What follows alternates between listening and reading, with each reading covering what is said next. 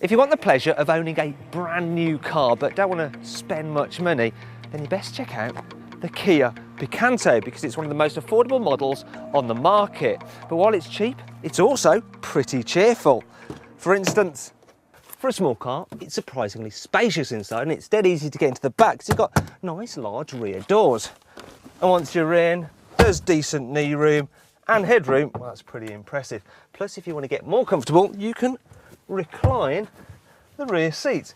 And because you can flip out their bases, when you fold the backs all the way down, they lie completely flat, which is handy when carrying larger items. Anyway, let's move on to the front. Oh, gazand. Everything in the Picanto feels very well built, especially when you consider the price. And the design is nice as well. All the controls are logically laid out and there's some handy stowage solutions as well. Some decent sized door bins, a reasonable glove box. There's a couple of cup holders, some secret stowage cubbies for your knickknacks, and there's even room for your supercar magazine right in there.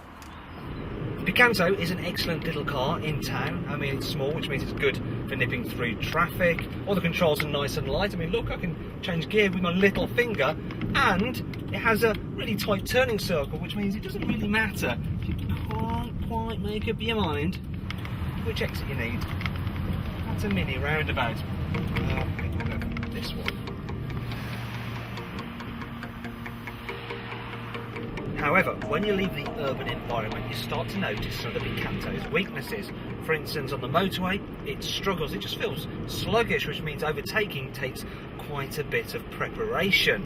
Also, at higher speeds, it seems quite noisy. And then when you get on a road like this, you wouldn't describe it as being fun because there's far too much roll in the corners, and the steering wheel, if you look, doesn't really seem to do much.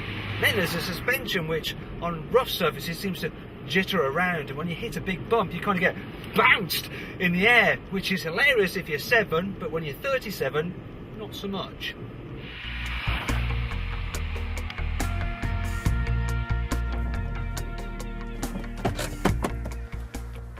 Another problem is the fact there's not much adjustment to the driving position, which can be a bit of a pain if you're not Mr. Average like me. For instance, you can only alter the steering wheel for rake, and even then it hardly moves at all. And watch out for entry-level cars because they're pretty basic. You don't even get central locking. And the last time I remember opening a passenger door with a key was about 1992. And finally, the boot is really rather small. If you look down there, you'll see what I mean.